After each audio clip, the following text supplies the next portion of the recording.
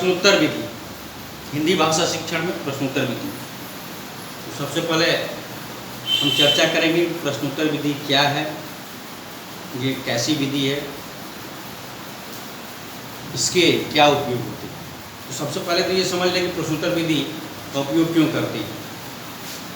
सभी जो आप लोग शिक्षक बनने जा रहे हैं, आप लोग को प्रश्नोत्तर विधि जानना क्यों आवश्यक है, इस पर हम चर्चा करेंगे। उसके बाद आ जाएंगे कि इसके प्रयोजन क्या, प्रयोजन, उद्देश्य, पर्पस, ऑब्जेक्टिव, एम्स जो भी बोलते हैं उस पर हम लोग चर्चा करेंगे। उद्देश्य क्या है, उसकी उपयोगिता भी बोल सकते हैं। तो अंत में उपयोगिता और ये पर सबसे पहले तो प्रश्नोत्तर विधि है क्या। प्रश्नोत्तर विधि भी है, प्रणाली भी कह सकते हैं, इसको प्रविधि भी बोल सकते हैं।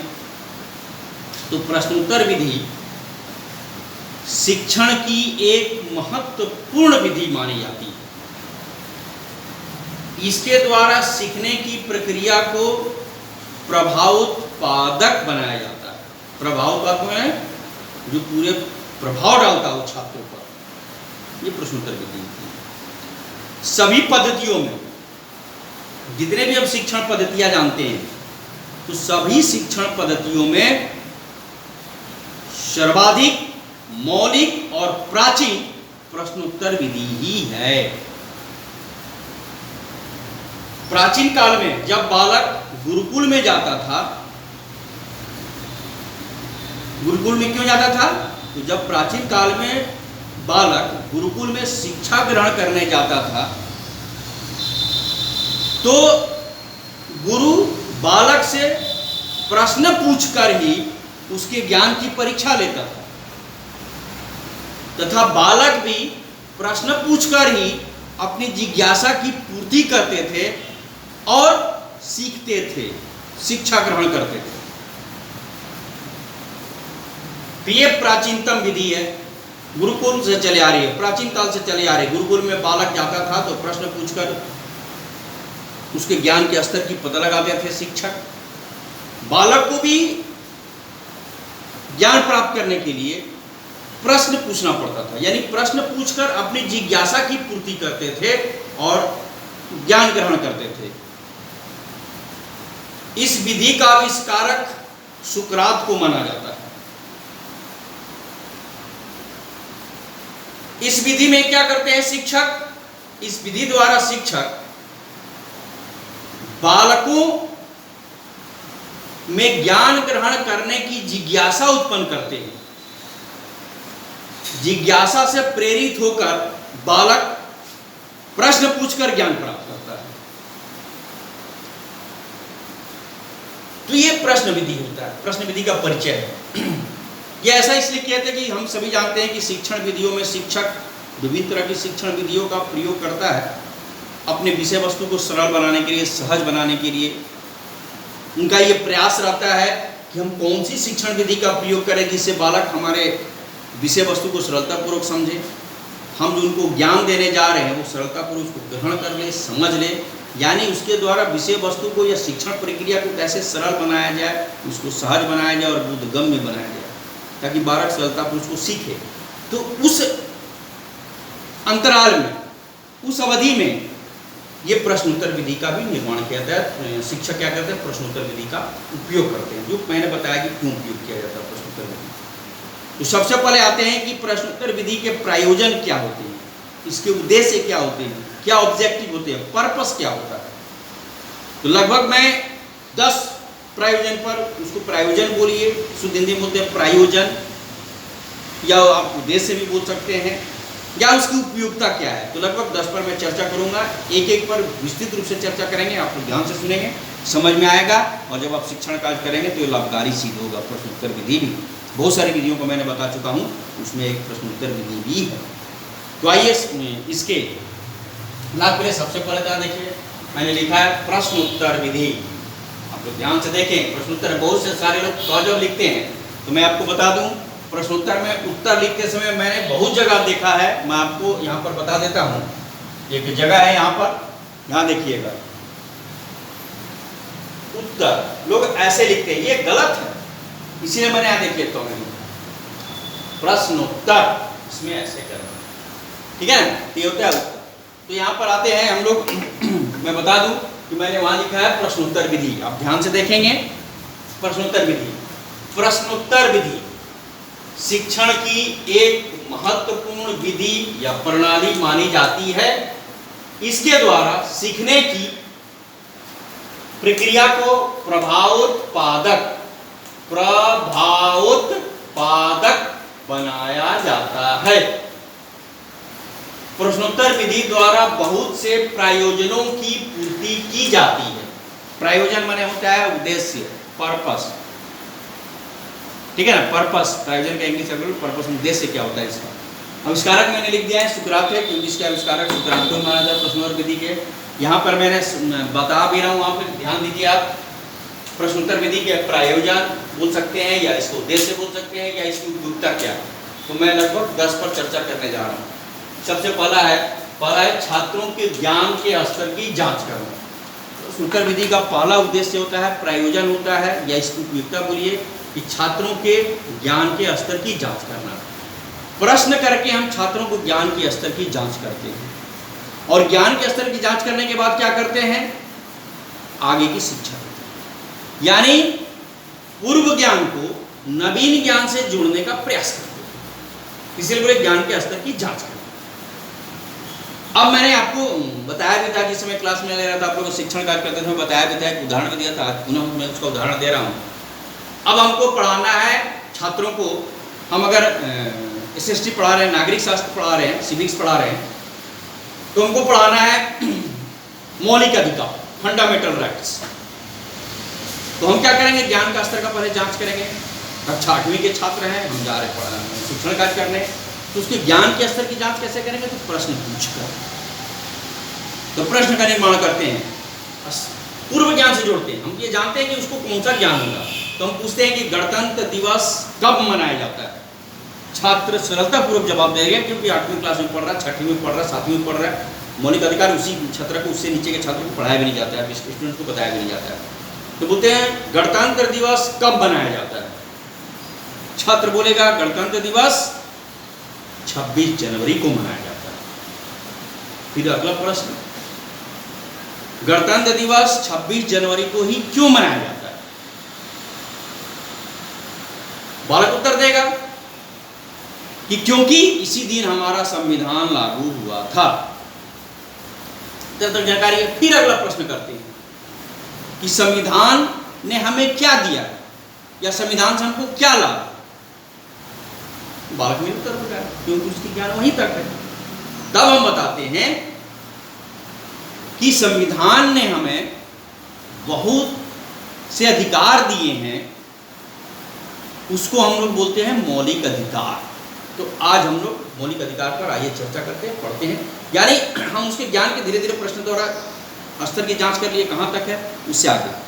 अगर मौलिक अधिकार नहीं समझते हैं तो पहले उसको परिभाषित करते हैं, मौलिक अधिकार होता क्या है, कितने मौलिक अधिकार है, वो बता के फिर चर्चा करते हैं। यानी प्रश्न द्वारा उसके ज्ञान के स्तर की जांच करते हैं। और ये कार्य रहता है, जब आप माइक्रो टीचिंग किए हो तो बताया गया हो कि पूर्व ज्ञान को नवीन ज्ञान से जोड़ना तो प्रश्न द्वारा ही किया जाता है। पहला ये लाभ होता है ज्ञान के स्तर की जांच करना। दूसरा होता है छात्रों में सीखने के प्रति कौतूहल एवं रुचि जागृत करना। यहाँ मैं लिखा दूँ, देख लीजिए, छात्रों में सीखने के प्रति कौतूहल एवं रुचि जागृत करना। अब जैसे मैंने अभी प्रश्न किया था कि संविधान ने हमें क्या अधिकार दिया, तो बालक में उत्तर, लेकिन सीखने की कोशिश करेगा, जानने की कोशिश करेगा क्या है संविधान, क्या हमको अधिकार मिला है। तो जब वो सीखने के लिए कौतूहल अगर जागरूक होता है ये प्रश्न के द्वारा, तब हम उसको बताते हैं संविधान ने हमें कुछ विशेष अधिकार दिया है, जिसको हम बोलते हैं मौलिक अधिकार। आप लोग जानना चाहेंगे मौलिक अधिकार क्या है, निश्चित रूप से सबको पता होना चाहिए। तो आइए हम मौलिक अधिकार के बारे में कहते हैं स्वतंत्रता का अधिकार, समानता का अधिकार। ये जो हम जब वर्णन करें तो बालक कौतूहल से सीखता है। तो दूसरा क्या होता है इसका प्रयोजन, कि छात्रों में सीखने के प्रति कौतूहल एवं रुचि जागृत करना। तीसरा आते हैं छात्रों के ध्यान को केंद्रित करना। हम शिक्षण कार्य कर रहे हैं, बालक का ध्यान केंद्रित कैसे हो। जब हम प्रश्न करेंगे तो बालक को लगेगा कि नहीं गुरुजी प्रश्न कर रहे हैं, इसलिए ध्यानपूर्वक सुनेगा। और हम प्रश्न एक से करते नहीं है, शिक्षक प्रश्न एक से करते नहीं है, किसी भी बालक से प्रश्न करते हैं शिक्षण कार्य करते समय। तो प्रश्नोत्तर विधि का इसीलिए किया जाता है कि प्रश्नोत्तर विधि का जब हम प्रयोग करेंगे तो बालक का ध्यान केंद्रित रहेगा, शिक्षक की ओर सुनते हैं। क्योंकि हो सकता है आप प्रश्न करेंगे, प्रश्न को उसको उत्तर देना होगा, हम प्रश्न करेंगे उत्तर देगा, फिर अगला प्रश्न करेंगे फिर वो उत्तर देगा। तो सारा बालक ध्यान से सुनता है कि इसका उत्तर क्या हो सकता है, अगला प्रश्न गुरु जी का क्या हो सकता है और उस प्रश्न का उत्तर क्या हो सकता है। तो उसके लिए पालकों का ध्यान केंद्रित करना भी इसका एक उद्देश्य होता है, एक प्रयोजन होता है। चौथा आते हैं छात्रों में सोच विचार करने की क्षमता का विकास करना। जब हम प्रश्न करेंगे, सरल प्रश्न, उससे ऊपर थोड़ा कठिन प्रश्न, उससे ऊपर थोड़ा कठिन प्रश्न, जब प्रश्न कब क्यों में जब बदलता है तो छात्र विचार करते हैं, छात्र सोचते हैं, तो विचार करने की सोचने की क्षमता का विकास होगा।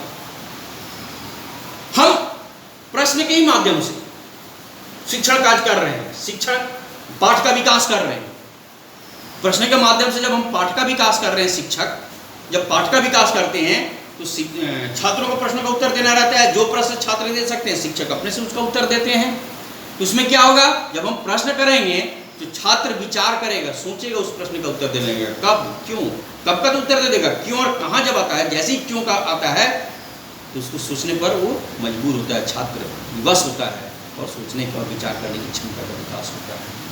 हमने कहा ना संविधान ने हमें क्या अधिकार दिया है, तो जैसे स्वतंत्रता का अधिकार, स्वतंत्रता का अधिकार क्या है, इसका उपयोग कैसे हम कर सकते हैं, समानता का अधिकार हमें क्या है, माने प्रश्न जब करेंगे तो बालक सोचेगा, उसके सोचने समझने की क्षमता का विकास होता है। पांचवा, छात्रों की कठिनाइयों एवं समस्याओं का पता लगाना, ये भी उद्देश्य होता है। प्रश्नोत्तर विधि का उद्देश्य होता है छात्रों की कठिनाइयों एवं समस्याओं का पता लगाना। छात्र के अंदर क्या कठिनाई है, क्या समझना है, क्या नहीं समझ रहा है, इसका पता लगाने के लिए भी शिक्षक प्रश्न करते हैं। प्रश्न के द्वारा समझते हैं कि बालक की कठिनाइयाँ क्या हैं, समस्याएं क्या है।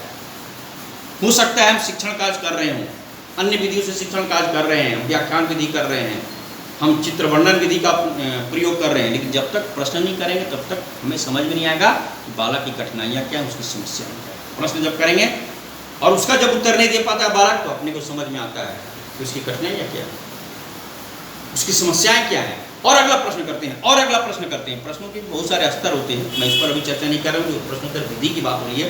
जब प्रश्नों का प्रकार होगा तो अगले क्लास में आप लोगों को बता देंगे। बहुत से प्रश्न होते हैं, तार्किक प्रश्न होते हैं, विचारात्मक प्रश्न होते हैं, प्रस्तावनात्मक प्रश्न होते हैं, बहुत सारे प्रश्न होते हैं। तो प्रश्न का स्तर हम बढ़ाते जाते हैं, जैसे जैसे प्रश्न आगे बढ़ते चले जाएगा तो बालक के क्या होगा, कठिनाइयों का और समस्याओं का हमको पता चलता चलेगा। ये भी होता है पांचवा, बालकों की छात्रों की या बालकों की कठिनाइयों और समस्याओं का पता लगाना, इसका उद्देश्य होता है। छठा होता है कमजोर अथवा फिसड़ी छात्रों का पता लगाना, ये भी एक उद्देश्य होता है कि अब सामान्यतः जो तेज तीव्र बुद्धि के बालक होते हैं हमारे प्रश्नों का उत्तर दे देंगे। औसत बालक भी हमारे प्रश्न का उत्तर सुनते हैं तो उत्तर दे सकते हैं, लेकिन जो कमजोर बालक रहेगा, जो फिसड़ी बालक रहेगा, वो हमारे प्रश्नों का उत्तर नहीं दे सकेगा। तो ये भी अपना एक उद्देश्य होता है। प्रश्न विधि के द्वारा जब हम शिक्षण कार्य करते हैं तो ये भी पता लगाना शिक्षक का उद्देश्य होता है कि इसमें कमजोर बालक कौन है, कमजोर छात्र है कौन, फिसड़ी छात्र कौन है, कौन पिछड़ रहा है, किसका ज्ञान उस स्तर तक नहीं हो पा रहा है, किसके ज्ञान के स्तर को हमको ऊंचा करना, आगे बढ़ाना है, किसको इस विषय वस्तु की सही जानकारी देनी है। तो ये फिसड़ी बालकों का भी पता लगाना, ये भी एक उद्देश्य होता है। उसके बाद आते हैं शिक्षण के मुख्य बिंदुओं पर प्रकाश डालना। प्रश्नोत्तर विधि के द्वारा शिक्षण के मुख्य बिंदुओं पर प्रकाश डालते हैं। मैंने कहा ना प्रश्न के द्वारा कि मेरे को शिक्षण का मुख्य बिंदु पर क्या करना था, मौलिक अधिकार बताना था। मौलिक अधिकार पर ले आए, मौलिक अधिकार में सभी मौलिक अधिकार को बताना था। तो हम लोग प्रश्न करते हैं स्वतंत्रता का अधिकार क्या है, बालक उत्तर देते ठीक है, नहीं उत्तर देते, क्योंकि बालक उत्तर देंगे नहीं मालूम है, तो शिक्षक उसका उत्तर देते हैं, समझाते हैं, कुछ उदाहरण देते हैं और कुछ उदाहरण बालकों से पूछते हैं। जैसे मैंने इसके पहले कहा था सोच विचार करने की शक्ति कब होगा, स्वतंत्रता का अधिकार का हम परिभाषित कर देंगे, बता देंगे स्वतंत्रता का अधिकार क्या है, एक उदाहरण दे देंगे कि हमें सभा करने की अधिकार मिला हुआ है, हमें धार्मिक अधिकार मिले हुए हैं, हम अपना जुलूस निकाल सकते हैं, उसको उदाहरण पूछेंगे। कभी कभी इस पर रोक लगाई जाती है, क्यों रोक लगाई जाती है ये बताएंगे तो सोच विचार करेगा, सोचेगा। तो ये क्या होता है, जैसे मैंने यहाँ पर कहा कि शिक्षण के मुख्य बिंदु पर हम प्रकाश डालते हैं। स्वतंत्र का अधिकार क्या है, उसके बाद आगे बढ़ेंगे, फिर अगला प्रश्न करते हैं समानता का अधिकार क्या है, और फिर उस पर हम चर्चा करते हैं, उसको उदाहरण पूछते हैं, यानी प्रश्न का निर्माण करते करते आपने निर्माण करके प्रश्नों का आपने शिक्षण बिंदुओं पर आते हैं और पाठ का विकास करते हैं। प्रश्न पूछते हैं, पाठ आगे बढ़ा, फिर प्रश्न पूछे, फिर आगे बढ़ा, यानी पाठ का विकास करते रहते हैं। और उसमें क्या होता है, शिक्षण के मुख्य बिंदुओं पर प्रश्न करके हम शिक्षण के मुख्य बिंदुओं पर प्रकाश डालते हैं।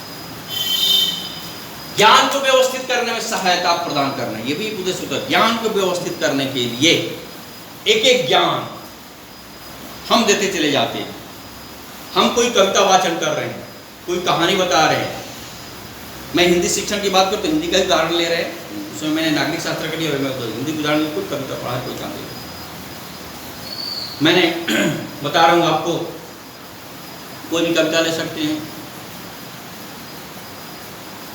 सिंहासन हिल उठे राजवंशों ने, भ्रिकुटी तानी थी बुढ़े भारत में भी आई, फिर से न, ये जो है कविता, तो ये इसका तो शिक्षण विधि हम अलग कर लेंगे। हम कोई गद्य या पद्य पढ़ा रहे हैं, तो जो गद्यांश से पद्यांश है उसको जब हम प्रश्न करते हैं, जब प्रश्न करके आगे बढ़ते हैं, तो क्या होता है कि ज्ञान को व्यवस्थित किया जाता है। अब मैं बता रहा हूं, प्रश्नोत्तर विधि द्वारा कोई हम पाठ पढ़ा रहे हैं, कोई कहानी का हमको बताना है, ठीक है, कथा बताना है, तो प्रश्न किए, फिर अगला प्रश्न। अब हम पढ़ा रहे हैं, कथा वाचन नहीं कर रहे हैं, रामायण का कोई शीर्षक पढ़ा रहे हैं, शीर्षक पढ़ाते हुए पूछते हैं, रामायण में राम किसके पुत्र थे? तो राजा दशरथ के पुत्र थे। राजा दशरथ कौन थे? कहाँ के राजा थे? अयोध्या के राजा थे। इससे क्या होगा कि उसका ज्ञान व्यवस्थित हो रहा है। सर्वप्रथम अयोध्या के राजा कौन थे? तो दशरथ थे। दशरथ के पुत्र राम थे। राम कितने भाई थे, या दशरथ के कितने पुत्र थे, दशरथ की कितनी रानियां थी, यहाँ से स्टार्ट करते दशरथ की कितनी रानियां थी। प्रश्न का हम व्यवस्थित प्रश्न, लेकिन इसके लिए आवश्यक होता है कि शिक्षक को प्रश्न का निर्माण भी योजना पूर्वक करनी चाहिए, इसकी पूर्व योजना बना ली जाती है। ये प्रश्नोत्तर विधि करने, शिक्षण विधि के लिए पूर्व से योजना बनानी पड़ती है कि कैसे हम प्रश्न करेंगे और प्रश्न के करते करते अपने पाठ का विकास कैसे करेंगे, ताकि मुख्य शिक्षण बिंदुओं को हम रखते जाएंगे प्रश्न के द्वारा, और बालक का ज्ञान व्यवस्थित होगा। जैसे अयोध्या के राजा कौन थे? राजा दशरथ। राजा दशरथ की कितनी रानियां थी? 3 रानियां थी। कितने पुत्र थे? वो जब वर्णन करेगा राम, लक्ष्मण, भरत, शत्रुघ्न, 4 पुत्रों के बारे में बताएंगे, सबके माताओं के बारे में, उनका ज्ञान व्यवस्थित होगा। सबसे पहले राजा दशरथ, उनकी 3 रानियां, उनके 4 बेटे। 4 बेटे कौन किसके किसके? राम किसके थे? कौशल्या का कौन था? तो ये हम बताते हैं, तो ज्ञान व्यवस्थित होता है। तो ये प्रश्नों का निर्माण जब किया जाता है, तो ज्ञान को व्यवस्थित करने में भी सहायता प्रदान करना, यह भी प्रश्नोत्तर विधि का लक्ष्य होता है। छात्रों को प्रोत्साहित करना। अब आप सोचेंगे कि प्रश्न विधि द्वारा छात्रों को प्रोत्साहित करेंगे, कैसे करेंगे? तो प्रश्न द्वारा छात्रों को प्रोत्साहित करते हैं। मैंने प्रश्न किया, राजा दशरथ कौन थे? इसका प्रश्न 2-3 तरह से आएगा। कोई बोलेगा राम के पिता थे, कोई बोलेगा हो सकता है अयोध्या के राजा थे। लेकिन हम क्या करेंगे, कैसे उसको प्रोत्साहित करेंगे? कोई बता दिया नहीं, राजा दशरथ अयोध्या के राजा थे, बहुत अच्छा, उत्साहित होता है। कोई बोला राम के पिता थे, बहुत अच्छा, हम अगला प्रश्न कर देते हैं। उसके बाद प्रश्न करते हैं कि वो कहां के राजा थे,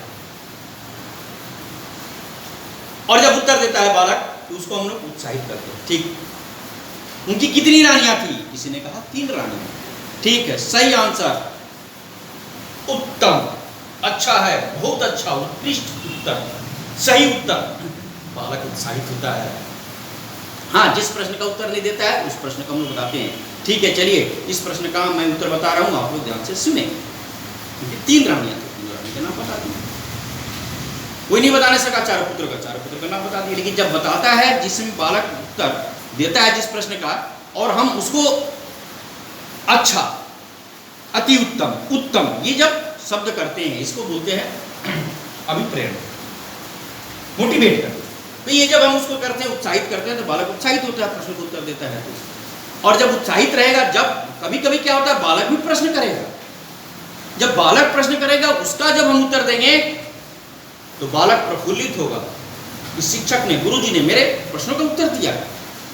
मन प्रसन्न होता है उसका, उत्साहित होता है प्रश्न करने के लिए, फिर अगला प्रश्न करेगा, फिर अगला प्रश्न करेगा। इससे क्या होगा, प्रश्न उत्तर विधि का करने से छात्रों को प्रोत्साहित करना भी इसका एक उद्देश्य होता है, ये लाभपूर्ण उपयोगिता होती है। और 10वां और अंतिम, व्यक्तिगत शिक्षा प्रदान करना। व्यक्तिगत शिक्षा अर्थात व्यक्तिगत भिन्नता के सिद्धांत को ध्यान में रखते हुए शिक्षण कार्य कर रहा है। व्यक्तिगत भिन्नता के सिद्धांत, आप जब मनोविज्ञान पढ़ेंगे, साइकोलॉजी पढ़ेंगे, तो व्यक्तिगत भिन्नता है क्या देता है, व्यक्तिगत भिन्नता क्या होता है, मैं संक्षेप में बता दे रहा हूँ, आप इसको समझिए। व्यक्तिगत भिन्नता से आता है कोई बालक तीव्र बुद्धि का होता है, कोई बालक मंद बुद्धि का होता है, कोई बालक औसतन बुद्धि का होता है। तो ये क्या होता है, व्यक्तिगत भिन्नता। किसी बालक को ज्ञान का स्तर उच्च होता है, किसी बालक का ज्ञान का स्तर मध्यम होता है, किसी बालक का ज्ञान का औसतन होता है, ज्ञान का स्तर की मैं बात करता हूँ। किसी बालक के ज्ञान का स्तर थोड़ा कम रहता है, नीचे रहता है, निम्न स्तर का होता है। तो ये व्यक्तिगत भिन्नताएं होती है। कोई देखिएगा बालक शरीर से मजबूत है, कोई बालक कमजोर है, कोई लंबा है, कोई कद में छोटा है। तो ये क्या होता है, व्यक्तिगत भिन्नताएं होती है। कोई बालक क्रोधित होता है, कोई आक्रामक होता है, कोई संकोच से भरा रहता है, संकोची बालक होता है, कोई जिज्ञासु बालक होता है, कोई अधिक बोलता है, कोई बहुत कम बोलता है। ये क्या है, व्यक्तिगत भिन्नता है बालक में। तो प्रश्नोत्तर विधि उसका ध्यान रखता है, व्यक्तिगत शिक्षा देता है। कैसे, हम हर बालक से प्रश्न करते हैं। हम कोई शिक्षण कार्य कर रहे हैं, हम व्याख्यान विधि कर रहे हैं, हम अपनी व्याख्या से शिक्षण कार्य कर रहे हैं। सबके बालक के लिए समझ में नहीं आता कौन समझ रहा है कौन नहीं समझ रहा है। हम चित्र वर्णन कर रहे हैं, चित्र बना के हम किसी पाठ का, कथा का, कहानी का हम वर्णन कर दिए, पूरा बालक सुन लिया। नहीं, पता कैसे चलेगा किस बालक ने सरलतापूर्वक सीख लिया है, कौन सा बालक इस पाठ को समझ लिया है। तो उसके लिए क्या करते हैं, प्रश्नों का निर्माण करते हैं। प्रश्न जब पूछेंगे तो सभी बालक से पूछते हैं। आवश्यक नहीं कि एक ही दिन में सारे बालकों से प्रश्न कर लें, प्रश्न करते हैं। प्रश्न करने के बाद उत्तर किसी एक से, प्रश्न तो सबके लिए है, उत्तर किसी एक से पूछें। आप बताइए उत्तर, आप बताइए उत्तर, आप बताइए उत्तर, आप बताइए उत्तर, तो इससे पता चलता है। तो इससे क्या होगा, व्यक्तिगत शिक्षा भी है। जब हम एक बालक से सब बालक से पूछेंगे तो क्या होगा, पता चलेगा, उसके ज्ञान का स्तर का पता चलेगा, पिछड़ा है कि नहीं ये पता चलेगा, उसके ध्यान को हम केंद्रित किए रहेंगे। तो जब बालक है, हम उसकी कठिनाई समस्याओं को समझेगा, मतलब व्यक्तिगत समझ रहे हैं ना। हमको प्रश्न तो किसी एक बालक से कर, प्रश्न तो सबके लिए है, उसका उत्तर किसी बालक से पूछ रहे हैं। जब किसी एक बालक से पूछ रहे हैं तो क्या होगा, मेरे को पता चलेगा, शिक्षक को पता चलेगा कि उसकी कमजोरी क्या है, समस्या क्या है, कठिनाइयाँ क्या है। यानी हर बालक की कठिनाइयों को समस्या समझ पाते हैं। यहाँ पर क्या है कि व्यक्तिगत भिन्नता का भी ध्यान रखा जाता है। यानी व्यक्तिगत भिन्नता के सिद्धांत का पालन यहाँ हो रहा है। व्यक्तिगत शिक्षा दे रहे हैं, सभी प्रश्नों से, प्रश्नों के द्वारा हम पाठ का विकास कर रहे हैं। तो निश्चित रूप से बालक के ज्ञान का स्तर हमको पता चलेगा। तो ये हमारी आती है प्रश्नोत्तर विधि कि हमने बता दिया प्रश्नोत्तर विधि क्या है, इसके 10। अब आपको प्रश्न अलग तरफ से आ सकते हैं, इसके प्रयोजन क्या है, प्रश्नोत्तर विधि से आप क्या समझते हैं, इसके आविष्कारक कौन थे, इसके प्रतिपादक कौन थे, इसके क्या प्रयोजन होते हैं, या कभी कभी प्रश्न आता है कि इसके क्या उद्देश्य होते हैं, या प्रश्नोत्तर विधि की क्या उपयोगिता है, वर्णन करें। तो ये आपकी 10 उपयोगिता बोलिए, 10 उद्देश्य बोलिए, 10 प्रयोजन बोलिए, ये मैंने जो आपको बता दिया है विस्तृत रूप से। यही होता है प्रश्नोत्तर विधि। आज का चैप्टर यहीं समाप्त होता है।